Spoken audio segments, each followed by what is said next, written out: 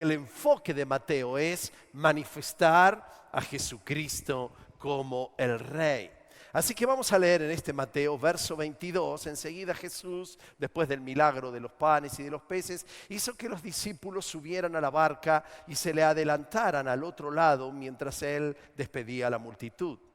Después de despedir a la gente, subió a la montaña para orar a solas.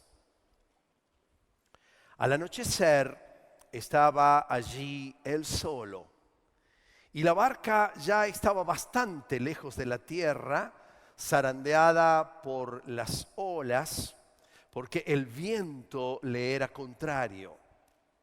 En la madrugada, Jesús se acercó a ellos caminando sobre el lago. Cuando los discípulos lo vieron caminando sobre el agua, quedaron aterrados. ¡Es un fantasma!, gritaron de miedo. Pero Jesús les dijo enseguida: cálmense, soy yo, no tengan miedo.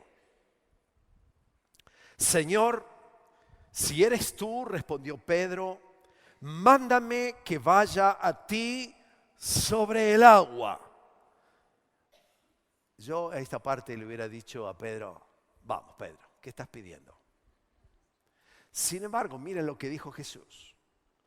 Ven, dijo Jesús. Pedro bajó de la barca y caminó sobre el agua en dirección a Jesús. Pero al sentir el viento fuerte, tuvo miedo y comenzó a hundirse. Entonces gritó: Señor, sálvame. Enseguida Jesús le tendió la mano y sujetándolo, lo reprendió. Hombre de poca fe, ¿por qué dudaste? Cuando subieron a la barca, se calmó el viento.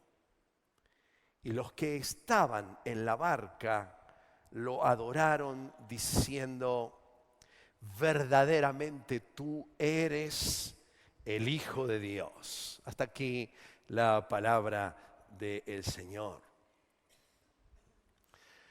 Bueno, es interesante que una de las cosas por las que Jesús se enoja, y es una de las cosas por las que Jesús admira en el reino, es la fe, la confianza. Por eso el primer punto allí es: el impulso del reino es mi confianza en Dios. Saben que la mayoría de nosotros nos encanta admirar a las personas por distintas cosas. Admiramos a alguien porque tiene buena voz, admiramos a alguien porque es lindo, admiramos a alguien por sus capacidades intelectuales, admiramos a alguien por las capacidades a donde Dios lo ha puesto en ciertos lugares, en sus contactos. Admiramos a la gente por la riqueza que tiene, por la cantidad de dinero que tiene en el banco, por la empresa, por su posicionamiento social. La mayoría de nosotros estamos admirando a las personas por ciertas cosas. Sin embargo, Jesús, que está edificando este reino que viene y que vendrá, como lo hemos explicado en esta serie, no tiene este tipo de admiraciones. Lo que Jesús se admiró siempre es la fe. Y no sé cuántas veces has mirado a tu hijo y le has dicho: realmente, hijo, lo que admiro de vos es la fe. Pocas veces. Sin embargo, es algo que Jesús felicitó. Lo hizo con muy pocos judíos, la mayoría de las veces lo hizo con personas que no respondían a la fe. Lo hizo con un centurión, lo hizo con una mujer sirofenicia y le dijo: si yo pudiese encontrar personas con esta clase de fe. porque lo que admira nuestro corazón no es lo que admira Dios. Y el motor propulsor para que haya una manifestación clara de la presencia de Dios, del reino de Dios, para que venga el reino de Dios sobre la tierra, es esencialmente la fe. Y sobre este tema hoy yo quiero hablar. No sé si alguno de ustedes alguna vez encontró, no fue un insulto el de Jesús, pero fue una fuerte reprensión. Le dijo a Pedro después de la hazaña, oligopistoi. Dígale eso a su esposo cuando esté enojado. Oligopistoi. Aprende esa palabra, es una palabra fabulosa, porque uno saca esa cosa que tiene adentro. Oligopistoi. ¿Sabe lo que significa oligopistoi? Significa hombre de poca fe. Hombre de poca fe. ¿Por qué dudaste? Hombre de poca fe, ¿por qué dudaste? A mí me sorprende esta historia, porque para mí es uno de los milagros más ridículos que existen en el reino de Dios. Son esos milagros que uno no encuentra el para qué. Cuando el Señor Jesús sana a un ciego, uno dice, bueno, para que vea y pueda. Cuando sana a un leproso, dice, es para que vuelva otra vez a su contexto social y ya sea saludable y esté en el encuentro con su familia. Cuando sana un cojo, para que pueda caminar bien. Cuando resucita un muerto, para que pueda continuar con la vida. Pero ustedes me pueden explicar para qué sirve que alguien camine sobre el agua. No hay además continuación ni repetición nunca de este milagro. Por eso yo digo del Señor Jesús, cuando Pedro le dice, Señor, ¿puedo caminar sobre las aguas? Yo le hubiera preguntado, ¿y para qué querés hacer eso? ¿A quién bendice? ¿A quién ayuda? Pero ¿sabe la única explicación que yo le encuentro? Es que en realidad Jesús está llevando a sus discípulos a una dimensión cada vez mayor de fe, de confianza, de creerle.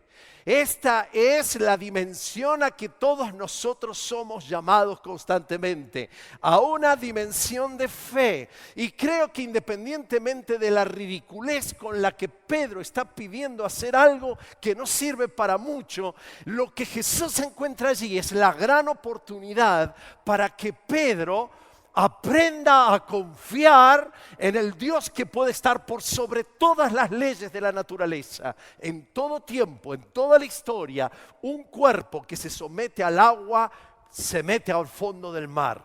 Estos kilos se meten al fondo del mar. Pero Él, que es el Señor de las leyes, que es el Señor de la creación y de la naturaleza, que está por encima de las leyes, porque Él es el Rey de los reyes y el Señor de los señores, tiene el poder suficiente para decirte, aunque peses 120 kilos, vos vas a poder caminar sobre las aguas para que veas la clase de Rey que vos tenés y en el cual vos podés confiar. Así que le dice a Pedro, vamos, tírate, aprende en el marco de la confianza. Y ahí se lanza Pedro, pero en su mirada del mundo natural, en su mirada del mundo que le rodea, en el mundo de las realidades, en el mundo del bajo del sol, empezó a ver que estaba fuerte el viento, que las olas eran muy grandes y entonces comienza a hundirse. Y en ese momento es cuando el Señor le dice oligopistoi, oligopistoi, hombre de poca fe. Es que es para el reino de Dios la fe el motor más importante. Tal es así que Mateo vuelve a repetir este nombre, oligopistoi, 4 veces en el libro, volviendo a recalcar el valor de la fe. Pero el propósito, en segundo lugar, el propósito de toda acción del reino no es que caminemos sobre las aguas. El propósito de toda acción del reino no es que nosotros disfrutemos de milagros. El propósito de la acción del reino es que Jesucristo sea glorificado, que Dios sea glorificado, que el Espíritu Santo sea glorificado. todo el enfoque del reino tiene que ser puesto en el Rey, en el Señor. Por eso que cuando termina este episodio ocurre lo que pasa siempre que Dios opera en las acciones detrás de los discípulos. Inmediatamente dice el verso 33 de Mateo, y los que estaban en la barca adoraron diciendo, verdaderamente tú eres el Hijo de Dios. Siempre que Dios va a obrar a través de nuestra fe y a manifestar su reino por la fe, debe ser el Señor glorificado. Por lo tanto, a veces el Señor, si Él sabe que este milagro, esta acción no va a darle gloria a Él, Él puede decir no, o Él puede decir sí, porque solamente cuando ve la intencionalidad detrás de los que son portadores del milagro, los hacedores del milagro o los que ven el milagro, pueden llegar a captar solo Dios, si eso va a ser para su gloria y para su honra. Pero ¿qué pasó aquí?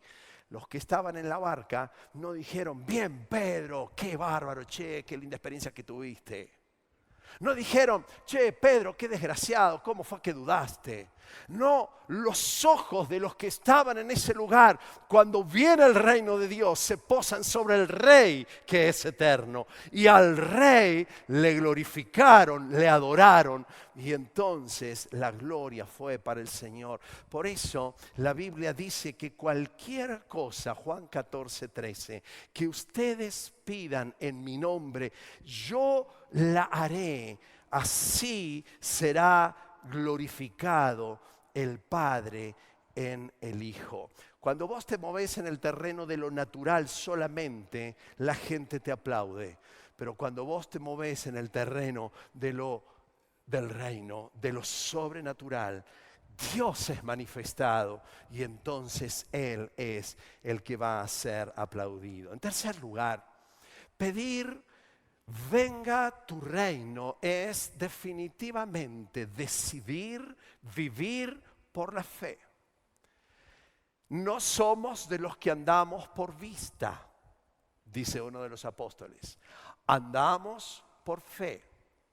Ya desde el profeta en la antigüedad se dice que el justo por la fe vivirá. El justo por la fe vivirá. Yo noto 4 cosas que se dan en la dinámica de la fe. Hay 4 elementos esenciales que nos mueven a la fe. El primero de ellos es la palabra. La fe viene por el oír.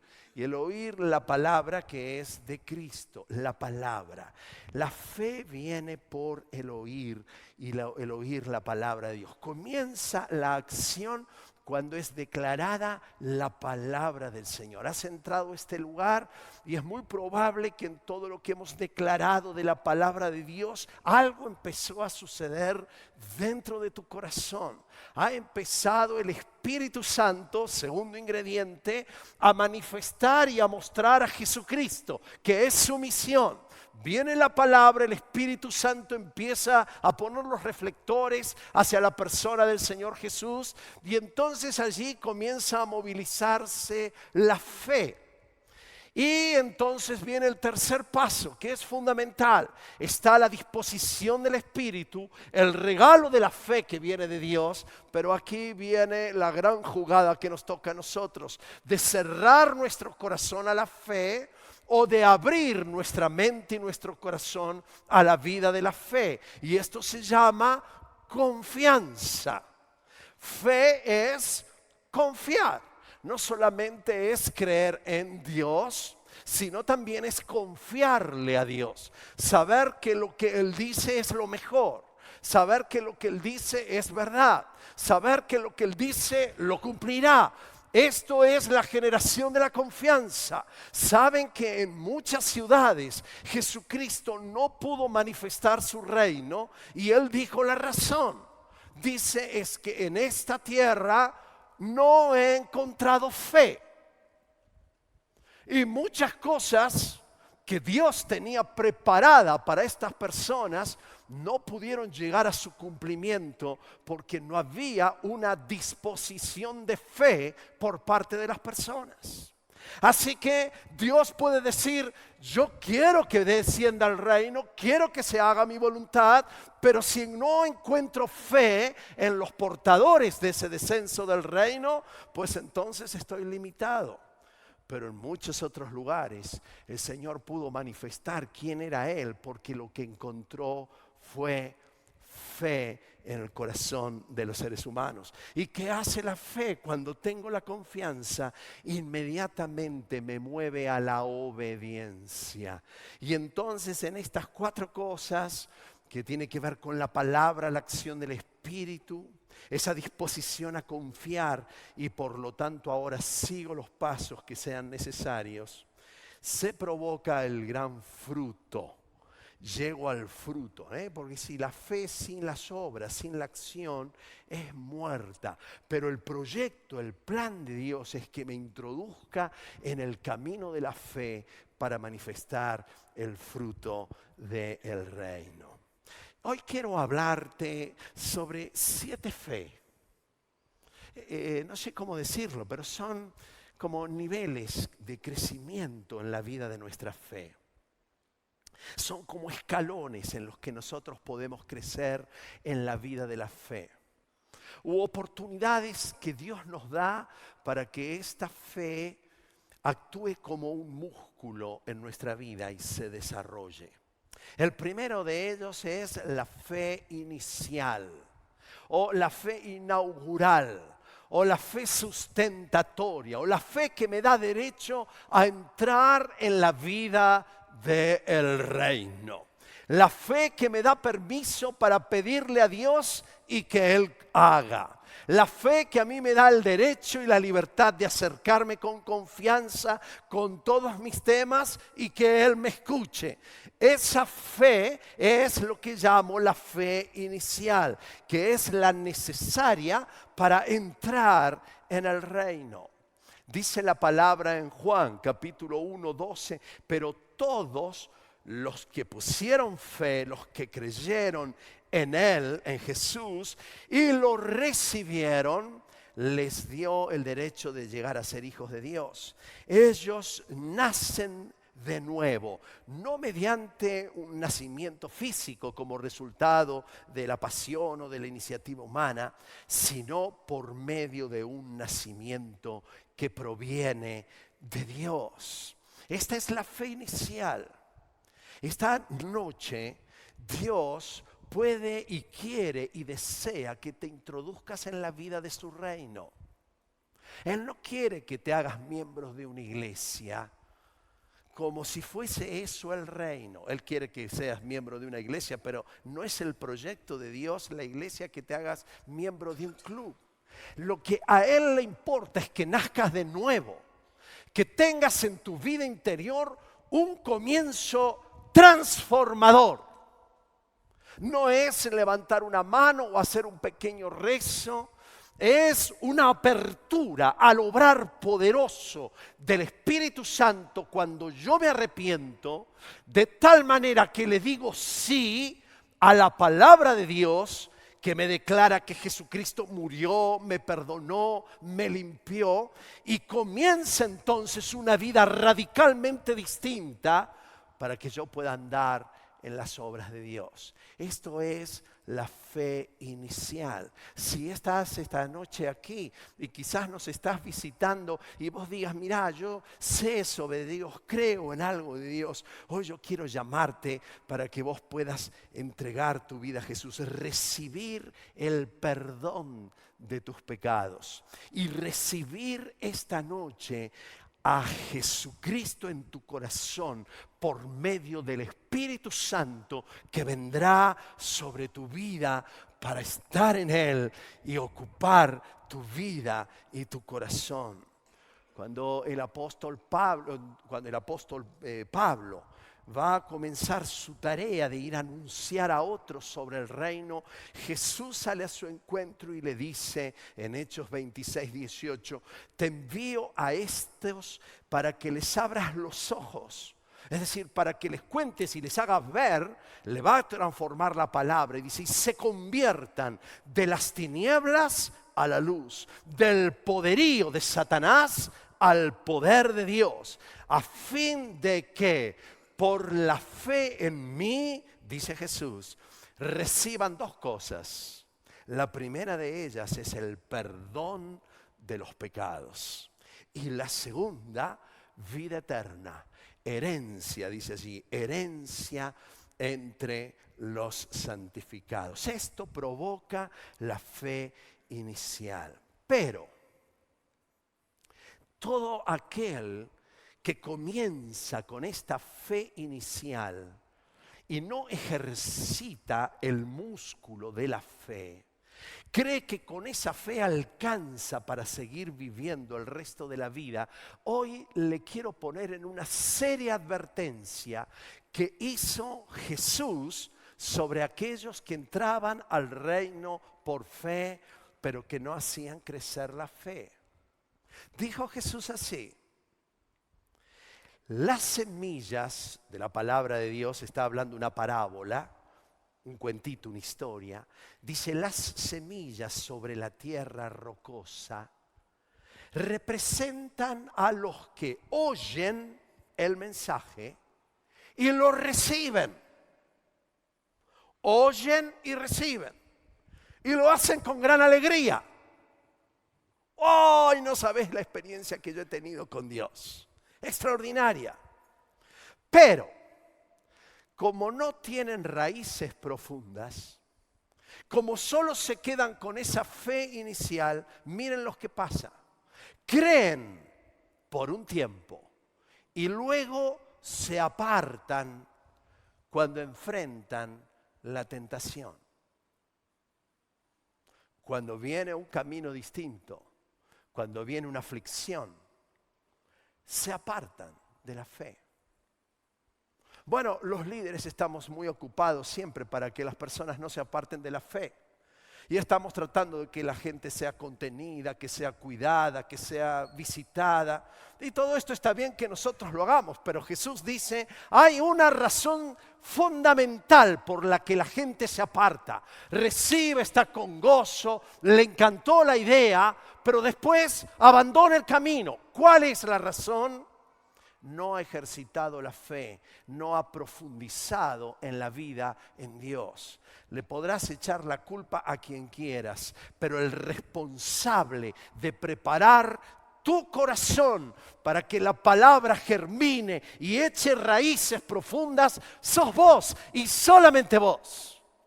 El día que estés ante la presencia del Señor diciendo, Señor, yo me acuerdo que tuve una fe inicial y en tu nombre hice cosas extraordinarias. El Señor va a decir, ¿qué pasó? Que no prevaleciste. No, bueno, lo que pasa es que en la iglesia no me dieron mucha ayuda, no me contuvieron, no encontré un lindo grupo de crecimiento, no me encantó la pelada del pastor, no sé, lo que quieras. Lo cierto es que Jesús va a decir, fuera de acá yo no los conozco, fuera de acá no los conozco. Así que necesitamos acrecentar la vida de fe. Por eso hay una fe que debe acrecentarse en tu corazón. Yo lo llamo la fe dactilar. Se me han inventado nombres raros, pero vos ponedlos allí, después si querés los cambiás. Lo pongo la fe dactilar. La fe dactilar. ¿Qué es la fe dactilar? Bueno, ustedes saben que aquí tenemos el nombre de una calle, yo no tenía ni la menor idea, pero la calle Juan Bucetich.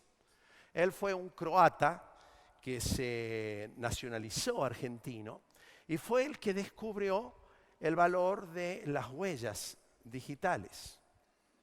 Y empezó entonces a hacerse famoso porque él formaba parte de la Policía Federal y comenzó después, unos años más tarde, se llevó a Europa el gran descubrimiento de que las personas podían ser claramente identificadas como únicas y especiales a través de las huellas digitales. Quiere decir que aunque mi hijo sea mi hijo, si yo pongo el dedito y no es el dedo de Adriel, Adriel yo no voy a poder ingresar a ningún lado porque mi huella es mi huella, no la transfiero, no la heredo. Lo que soy está dado allí en mi huella digital. Bueno, después apareció el ADN, ¿verdad? Que trajo bastantes más descubrimientos y demás, que nos hace únicos y especiales. Pero hay algo muy importante que todo hombre del reino tiene que saber, y es quién es en la persona de Jesucristo. ¿Quién es en la persona de Jesús? Yo soy lo que la gente dice de mí. Algunos están viviendo su vida cristiana, arrastrando los pies, pensando en esas palabras que quizá le dijeron sus padres, sus autoridades, sus amigos, y han creído lo que el mundo o el sistema dice de ellos. Quizá yo soy lo que mis padres dicen de mí. Yo soy lo que la cultura espera de mí. ¿Soy acaso lo que yo hago? ¿Soy acaso lo que mis impulsos sexuales desean? ¿Soy lo que dictan mis emociones? ¿Yo soy lo que yo pienso y he construido que soy? ¿Soy yo acaso lo que la sociedad y la cultura ha determinado que yo sea? Bueno, en el reino de Dios hay un nuevo pensamiento y dice que lo que yo soy no está determinado por estas cosas, está siendo determinado por el que nos creó, el Señor que nos hizo y el Señor que nos dio una nueva naturaleza en la persona del Señor Jesús. Yo soy lo que Cristo dice que yo soy. Y en esta verdad y en esta confianza, en este fundamento de la fe, voy creciendo hasta parecerme al Señor Jesucristo en la estatura plena de quien es Él. Todos llegaremos, dice el apóstol Pablo en Efesios 4:13, llegaremos a la unidad de la fe y del conocimiento del Hijo de Dios, a una humanidad perfecta que se conforme a la plena estatura de Cristo. Así ya no seremos como niños, zarandeados por las olas, llevados de aquí para allá con todo pensamiento que aparezca por ahí. Yo tengo mi identidad en Cristo Jesús y alabo el nombre del Señor Jesús porque sabemos quiénes somos, pero para eso hay que ejercitar la fe.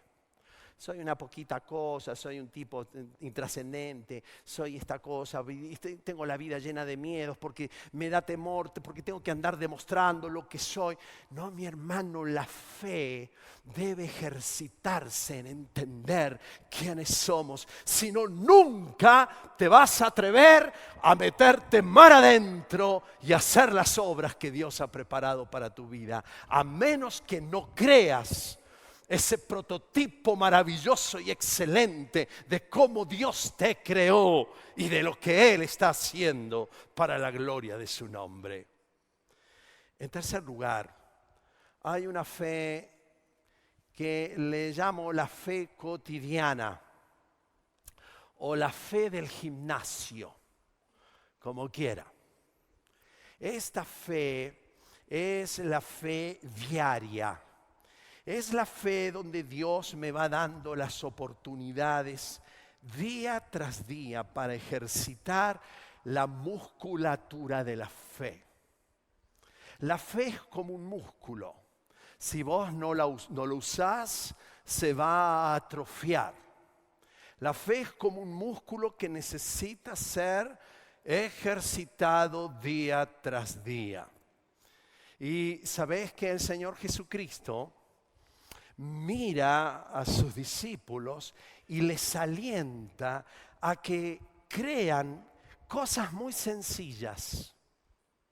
Todavía Él los está equipando y preparando para las cosas mayores que hará. Pero ahora está equipando a los discípulos en cosas sencillas, como por ejemplo, ¿qué vamos a comer mañana? ¿Dónde viviremos? ¿Con qué nos vestiremos? Los discípulos se han llenado de preocupaciones y de ansiedades. Y Jesús les dice, muchachos, el reino de Dios se moviliza con una fe que no tiene ansiedades ni preocupaciones. ¿Qué va a pasar conmigo, con mi alimento, con mi empresa, con el banco, con el país, con la salud? ¿Qué es lo que va a pasar? Y el Señor entonces les habla de la confianza y de la fe en estas cosas que son muy sencillas. Tan sencillas que les dice, miren queridos, si ustedes ven los pajaritos, miren a los pájaros del cielo. Vean cómo mis padres los cuida. Y cuando el padre dice punto final, cae. Miren los lirios. Un día están, se visten de esplendor. Y cuando mi padre dice stop, stop. Miren, ¿para qué están tratando de ver? Ay, que lo que sigue hacia adelante. ¿Acaso no creen que mi Padre Celestial los ama y que tiene cuidado de sus propias vidas? Dice el Señor Jesucristo, si así viste Dios, Mateo 6:30, a la hierba que hoy está en el campo y mañana es arrojada al horno, ¿no hará mucho más por ustedes? Oligo. Otra vez. La fe. ¿Qué te pasa? O sea que la fe no solo la necesitamos para meternos al mar, la fe la necesitamos para la vida diaria. ¿Saben que la fe la necesitamos para las relaciones interpersonales? Para sanar las emociones necesitamos fe. Para resolver los conflictos interpersonales necesitamos fe.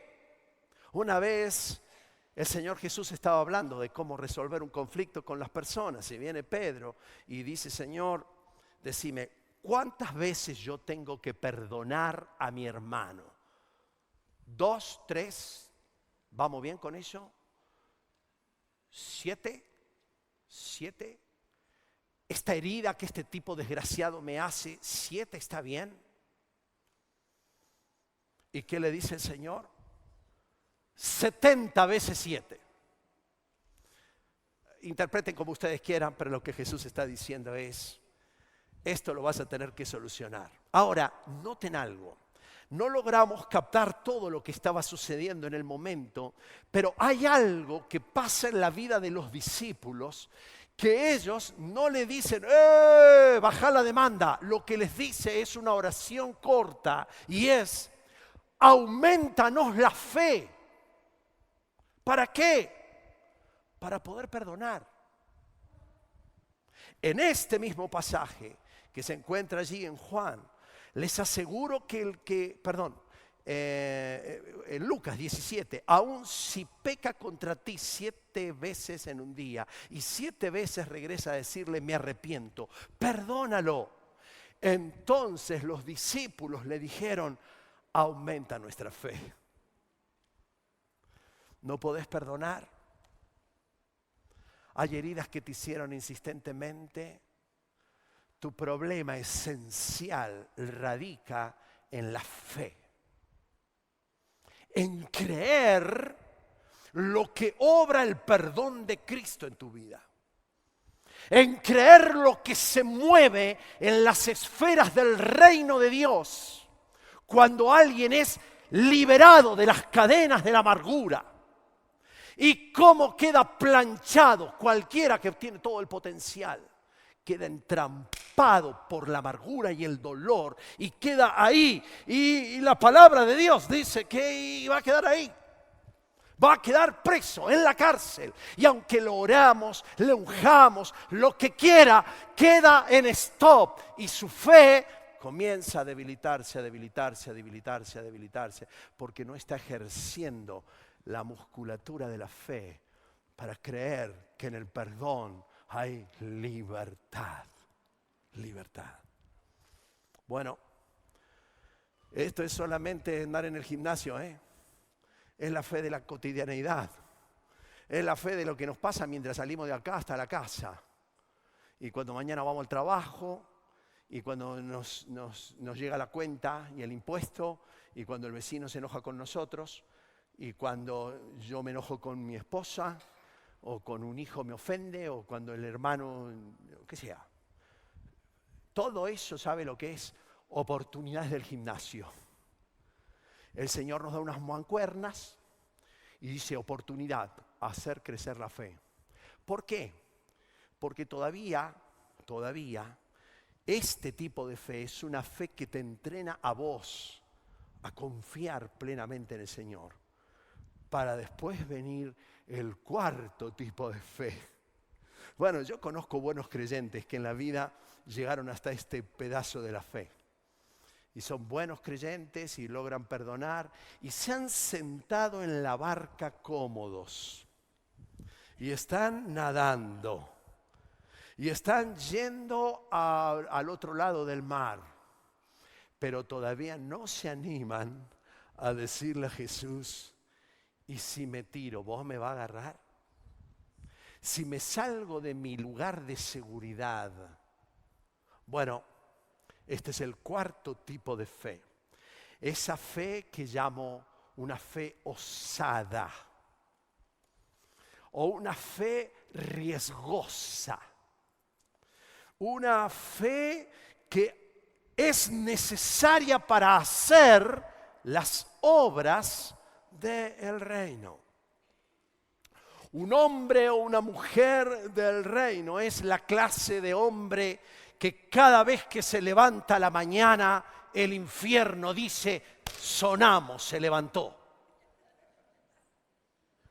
Es la fe de ese hombre de esa mañana que cuando se levante ese hombre o mujer que se levanta cada mañana, el cielo dice, bien, otra oportunidad para extender el reino. Lo tengo despierto. Bien. ¿Esta es la clase de tu fe? O el Señor va a tener que decirnos a nosotros, oligopistei. Hoy necesitamos decir, Señor, aumenta nuestra fe. Aumenta nuestra fe.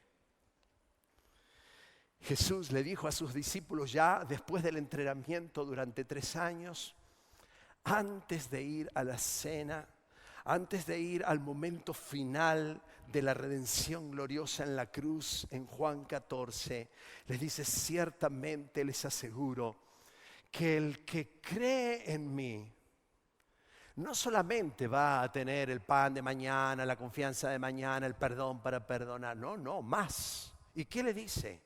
Ustedes, el que cree en mí, las obras que yo hago, también las hará.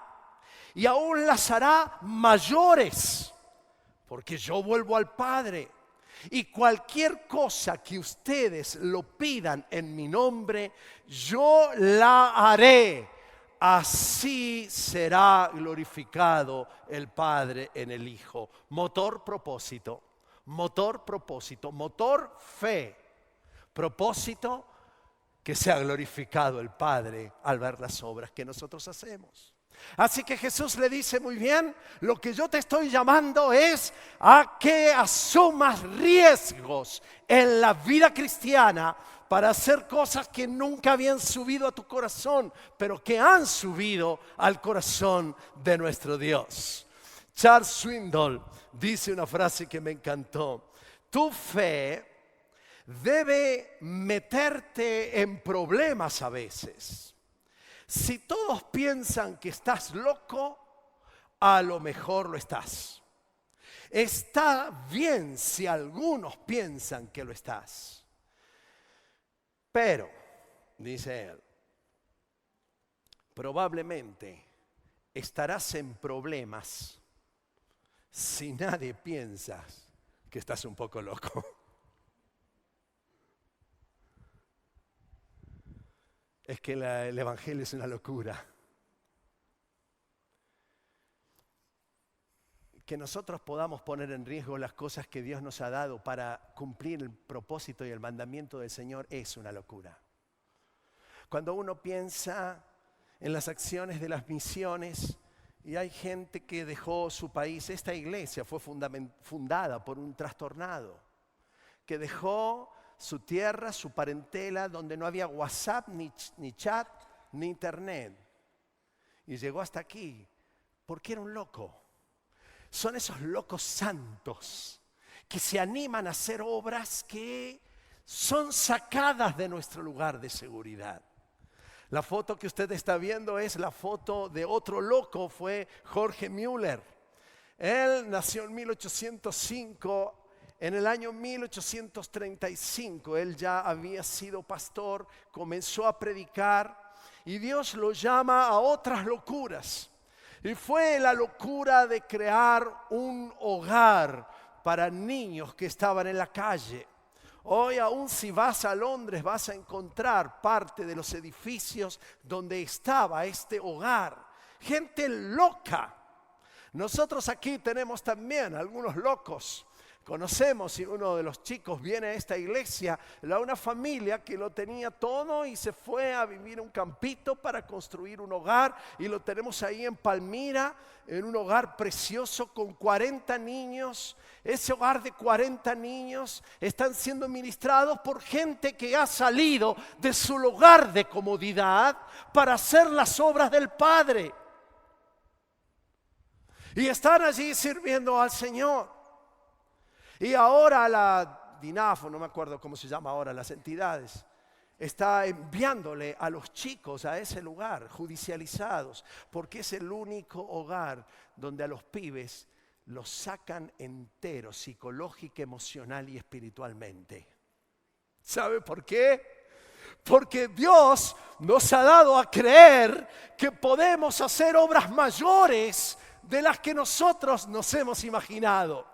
Y yo glorifico al Señor por la gran cantidad de obreros que se animan a pensar en grande, por los hombres y las mujeres con visiones, porque el Espíritu Santo va a seguir trayendo a esta iglesia la visión de un mundo que tiene que ser ganado para Cristo, y Él pondrá sueños y visiones y habrá personas al lado que dirán: estás loco, pero habrá otro al lado que le dirá: sos un hombre de fe, adelante con todo el respaldo de Dios.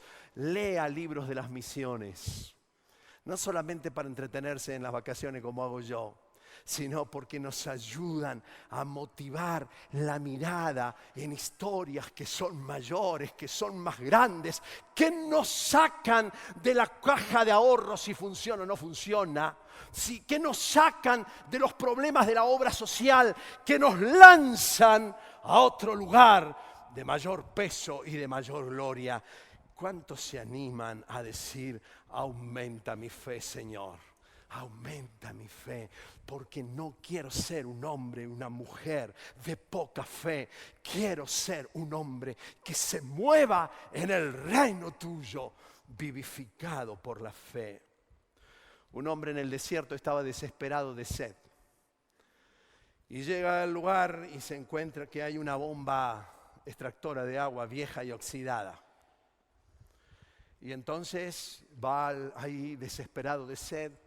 2 o 3 días que no tomaba agua. Yo hace 20 minutos que no tomo agua y ya tengo sed. Y entonces va a tomar agua y hace al grillo, a la bomba, nada, ni una gota, nada. Y desesperado porque creía que era su salvación, hace más fuerza, nada, no podía.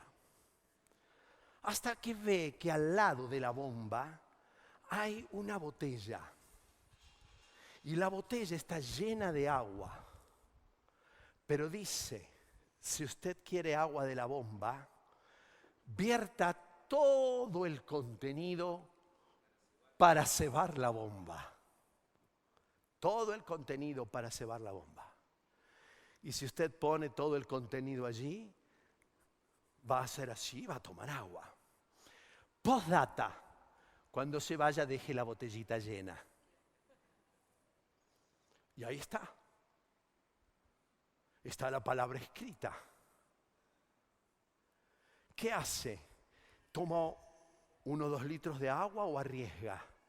¿Confía en el mensaje que está ahí? Son situaciones difíciles, porque nadie dice que la fe es fácil. Pero, ¿qué hizo él? Decidió creer. Sacó la botellita de agua, la puso en la bomba y empezó.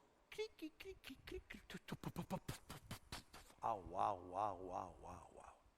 Para tomar él, su familia, se bañó, se lavó. Tipo, tenía agua para rato. Y llenó finalmente la botellita de agua, la cerró. Y atrás del cartelito agregó: es cierto, funciona. Y después puso otra postdata que dice: tenés que darlo todo antes de que puedas recibir algo de vuelta. Eso es la fe. Eso es la fe. Quinta fe es la fe defensiva. Bueno, me encantaría decirte que Jorge Müller fue un hombre poderoso en oración. Él oraba todas las mañanas, él intercedía al Señor, clamaba a tal punto. Él se había hecho una promesa con su esposa. Dice: nunca le vamos a contar a nadie de nuestras necesidades, excepto a nuestro Padre Celestial. Así que lo que hacía a la mañana es decir: papá, vos sabes la necesidad. Papá, vos sabes la necesidad. ¿Y qué pasó? Déjeme que le cuente un pedacito que es útil para el tema. Un día él estaba sin comer para los chicos. Y él estaba orando y clamando: Padre, necesitamos alimento para los niños. Golpean la puerta y viene el panadero de la ciudad. Y le dice: ¿sabes qué, Jorge? Esta mañana no sé lo que nos pasó en el horno, pero se nos quemó un poquitito el pan y no lo podemos vender. ¿Está bien si se lo entregamos para ustedes? Dios contestando la oración, porque Dios es el Señor de los hornos. Porque para ese panadero fue una tristeza que se quemara el hornito, pero para Dios, que es el Señor de esos niños, Él tenía la provisión necesaria. Tanto Él oraba al Señor que un día viene una mujer muy rica a la ciudad y entonces ella venía a ser un donativo muy importante, pero justo él acababa de entrar en su tiempo a solas con el Padre. Y cuando lo vienen a interrumpir, dice: mira, ha venido la señora tal y parece que viene con un donativo importante. Él dijo: no es esta mujer la que sostiene a nuestros niños, es Dios, que me espere. Los muchachos no sabían qué hacer. Dice: mire, es que yo vengo con un donativo. Sí, pero él está muy ocupado. Dice que lo espere. La tuvo esperando 2 horas hasta que en el corazón, en la oración, ya sentía que el Espíritu de Dios le decía: la provisión viene de mi parte. Afuera podés recibirla. Esto es fe extraordinaria, pero esa fe a lo largo de la vida se empieza a poner dura y muy difícil. Porque sobre todo hombre de fe que se mueve en el terreno de la dependencia de Dios, Satanás está muy interesado en destruirlo. Y Satanás tira dardos muy claros contra la gente de fe. El apóstol Pablo llegó a sentir en su corazón y a decirle a la iglesia que para que el reino de Dios se extendiera iba a haber una batalla enorme contra el ejército satánico. Simón Pedro tuvo esta experiencia, había sido fortalecido en la fe y ya se sentía seguro. Ya se sentía que la tenía clara, que ya había visto la manifestación del reino. Y por momento le dice al Señor, le dice el Señor: Simón, Simón, mirá que Satanás ha pedido zarandearlos a ustedes como si fueran trigos. Y el padre no ha decidido decirle que no. Eso no lo entiendo, no sé por qué, como tampoco fue que no a Job. Pero el Rey de Reyes y el Señor de Señores dice: pero quiero que sepas algo, que en medio de tus mayores dudas, del ataque satánico que vas a recibir en esta hora que te viene, yo he orado para que tu fe no falte. Gloria a Dios. Recuerdo cuando estaba en África, en Angola, había ido a servir al Señor con la asociación Billy Graham. Y cuando llegué en aquel lugar, tuve una experiencia con el infierno, literalmente. Cuando llegué allí me sentí abrumado, me atendieron los médicos, me dijeron si era un choque cultural. Bill Kennedy decía: no sé, pero hemos viajado por muchas otras partes del mundo, no sé qué es lo que le pasa. Yo sentía un desgaste enorme, pero en mi vida yo sentía falta de fe. Sentía que mi corazón no sabía para qué estaba. ¿Saben lo que era dudar sobre la persona de Jesús? Yo decía: qué locura, ¿qué hago en este lugar? No tiene ningún sentido, ¿para qué vengo? Que se mueran todos estos negros que están acá. Un embate del infierno, una angustia tan grande tenía que cuando hablo con mi esposa después de largo tiempo sin poder comunicarme, lo único que le decía yo a ella es: por favor, llama a las personas de la iglesia para que clamen, llama a las intercesoras para que oren, porque estoy en medio de una lucha. La única cosa racional que alcancé a hacer. A Bill iba y le decía: por favor, sácame un pasaje, me quiero volver. Por favor, sácame un pasaje. Dice: Juan Carlos, el próximo avión es en la semana que viene una sola vez el avión aquí. Yo me quiero ir con vos, llévame a donde sea. Juan Carlos, ¿cómo hacemos? No podemos. Es una batalla, porque Satanás sabe que cuando vos estás en el proyecto de Dios van a venir flechas. Y por eso la palabra del Señor dice: queridos, además de todo esto, tomen el escudo de la fe, con el que puedan apagar todas las flechas encendidas del maligno. Hay momentos en tu vida cuando estás haciendo las grandes obras de Dios, donde aparecerá el infierno mismo para venir a establecer sus dardos contra tu vida. Y lo que necesitas es que empeces a usar el escudo de la fe. Ya no son solamente la musculatura, no solamente es la fe, sino es una protección sobrenatural que puede otorgar el Espíritu Santo si vos crees, para que puedas ser defendida de esas batallas. Después está la fe expectante. Esa fe expectante es la fe que me hace vivir en la tierra con un cargamento libre. Es la fe que mientras estoy andando aquí en la tierra, sé que pronto Él volverá. Es la fe que cree que lo que prometió del nuevo reino que será instaurado va a venir. Es la fe que me hace vivir libre, liviano, que me hace tener la convicción en mi corazón que las cosas que están siendo vividas aquí no es la palabra definitiva, y aún las experiencias más plenas de la vida no es la plenitud de la vida. Lo que está por venir es en serio plenitud de vida, y eso solamente la fe expectante me hace vivir esperando al Rey que viene, y le hace decir a la iglesia: ven pronto, Señor Jesús. La palabra dice: manténganse despiertos, porque no saben el día en que vendrá su Señor. Pero entiendan esto: si un dueño de casa supiera a qué hora de la noche va a llegar el ladrón, se mantendría despierto para no dejarlo forzar la entrada. Por eso también ustedes deben estar preparados, porque el Hijo del Hombre vendrá cuando menos lo esperen. Ustedes saben que yo insisto en esta casa, estén preparados porque no sabemos cuándo el Señor va a venir a instaurar su reino aquí. Pero no saben qué momento el Señor se lo lleva para arriba a usted. Venimos con unas semanas, unos meses en la iglesia donde el Señor viene a llevarse para arriba a la gente que ama. Y se lo lleva y se lo lleva y se lo lleva. Y usted se ríe cada vez que le digo, ¿está listo? Porque una vez en la semana que viene no lo veo o no me ve. Y usted se ríe como diciendo, no cargué. Pero yo se lo digo en serio. ¿Sabe, mi hermano? Las personas que hemos tenido pérdidas en esta semana, nunca le diga, ay, pobrecito, era tan bueno el finado. No le diga pobrecito. Ese no es pobrecito.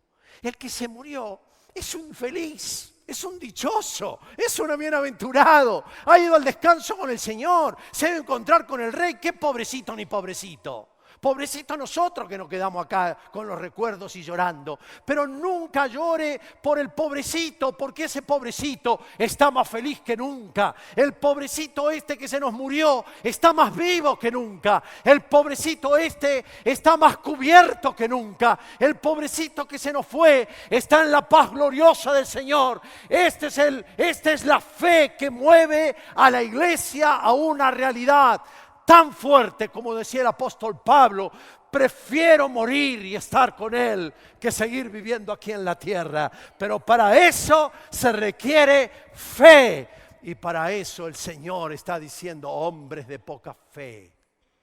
Y por eso la iglesia podía enfrentar la persecución. Y por eso la iglesia podría enfrentar la muerte. Y por eso la iglesia le daba exactamente lo mismo. Cuando venía y le decían, ¿preferís morir por Cristo o seguir con vida acá? Decía, no, yo prefiero morir con Cristo, para mí es ganancia. Para nosotros que es una crisis, para la iglesia sufriente, para la iglesia perseguida, por favor, lee las historias de esa iglesia, porque van a llenar tu corazón de decir, yo estoy creyendo que la única fe que vale es la fe para ver qué voy a comer mañana, pero la fe del reino de Dios es una fe que se extiende, que se acrecienta, que se agiganta. Es la fe de los herederos del reino. Aleluya sea el nombre del Señor. Vamos a vivir con Él, vamos a vivir con Él, lo vamos a hacer para siempre. Y esta es la fe que tenemos en Cristo Jesús. No se les turbe el corazón, les dijo Jesús. Ustedes creen en Dios, creen también en mí. Sepan que en la casa de mi papá hay muchas moradas. Si no fuera así, yo les hubiera dicho. Pero voy pues a prepararles un lugar para que donde está el Rey, ustedes también estén. Para que donde está el Rey, ustedes también estén. Termino. Última fe, la fe infatigable, la fe que no termina, la fe que no se cansa, la fe que prevalece, la fe que prevalece. Y escúcheme bien por favor. Esta fe infatigable es para perdurar a lo largo del tiempo, bajo la presión o las realidades que nos tocan vivir, sin claudicar. Algunos por fe, dice el gran capítulo de la fe en Hebreos capítulo 11. Algunos por la fe fueron ridiculizados y sus espaldas fueron laceradas con látigos. Otros fueron encadenados en prisiones. Algunos murieron apedreados. A otros lo cortaron por la mitad con una sierra. A otros lo mataron a espada. Algunos anduvieron vestidos con pieles de ovejas y cabras, desposeídos, oprimidos. ¡Wow! El evangelio de la prosperidad acá no lo encuentro. Este mundo no era digno de ellos. Ellos vagaron por desiertos y montañas, se escondieron en cuevas, en hoyos de la tierra, y debido a su fe, todas esas personas gozaron de una buena reputación, aunque ninguno recibió todo lo que Dios le había prometido. Dice que los discípulos iban asegurando a la iglesia y fortaleciendo a los discípulos y animándolos a perseverar en la fe, dice Hechos 14. Es necesario pasar por muchas dificultades para entrar en el reino de Dios. Amados, 7 veces el Señor Jesucristo le dice a la iglesia en Apocalipsis: al que venciere. 7 veces le dijo a la iglesia: al que venciere.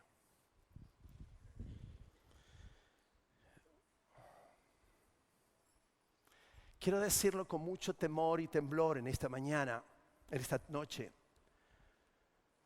Pero la palabra del Señor es clara y determinante en la construcción de una fe que es hoy, que es mañana, que es pasado, que es pasado, que es pasado, que es pasado, que es pasado.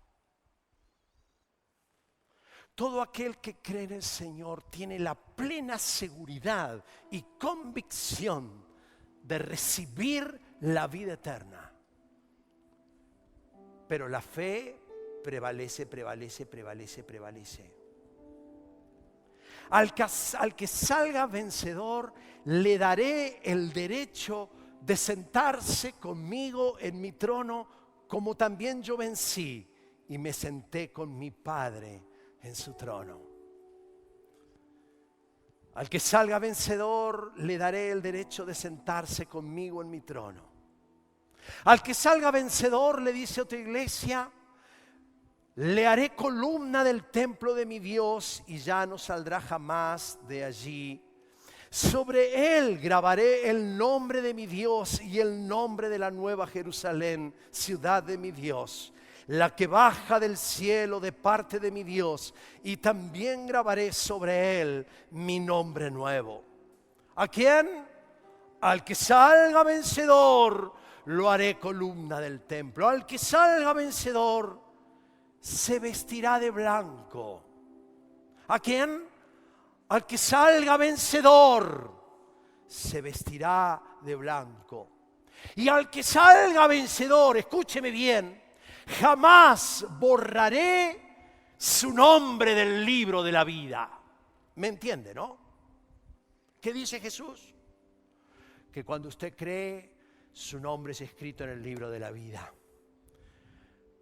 Pero si usted prevalece, no se le va a borrar su nombre del libro de la vida.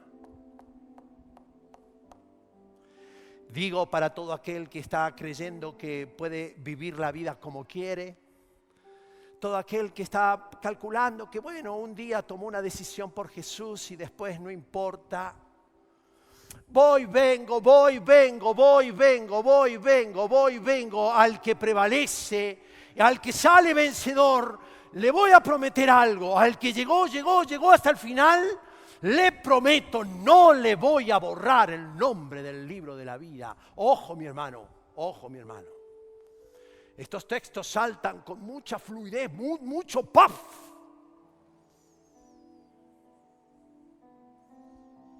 Hay seguridad toda al que prevalece. Toda la seguridad. Es por obras ninguna. Es por fe toda. Al que prevalece. Al que prevalece. Al que prevalece. Al que salga vencedor, le daré a comer del árbol de la vida, el árbol de la vida eterna. ¿A quién? Al que salga vencedor. El que salga vencedor no sufrirá daño alguno de la segunda muerte. ¿A quién? Al que salga vencedor. Mi hermana, me encanta tu fe. Mi hermano, me encanta tu fe. Mi hermano, ejercite la fe. Mi hermano querido, equípese con fe. Mi hermano, prevalezca en la fe. Mi hermano, no juegue con la fe. Mi hermano, Me encantaría encontrarme con vos en el reino de los cielos. Mi hermano, aunque tu nombre esté escrito en el libro de los registros de la membresía de la iglesia, espero que tu nombre no sea borrado del libro de la vida. Al que salga vencedor, al que salga vencedor, al que salga vencedor. Sé que va a provocar discusiones enormes en su grupo de crecimiento. Hoy alguno vendrá con las acá para boxearme por lo que acabo de decir. Algunos de la internet se van a enojar y van a dejar de seguir nuestros mensajes, pero lo que dijo el Señor Jesucristo, lo dijo el Señor Jesucristo. ¿Y qué quiere que le haga? Lo dijo el Señor. Así que le invito a que crezca en su fe. Que la paz del Señor sea con cada uno de ustedes. Vamos a terminar cantando un par de canciones. El que quiera cantarles, el que se quiere ir a comer los fideos de la noche, hágalo. Vamos a estar acá orando los pastores por aquellos que están comprometiéndose en el camino de la fe. Dios le bendiga, nos ha alegrado y vamos a seguir trabajando para el reino de Dios y la extensión del reino de Dios. Dice así la canción: Cristo es mi pasión.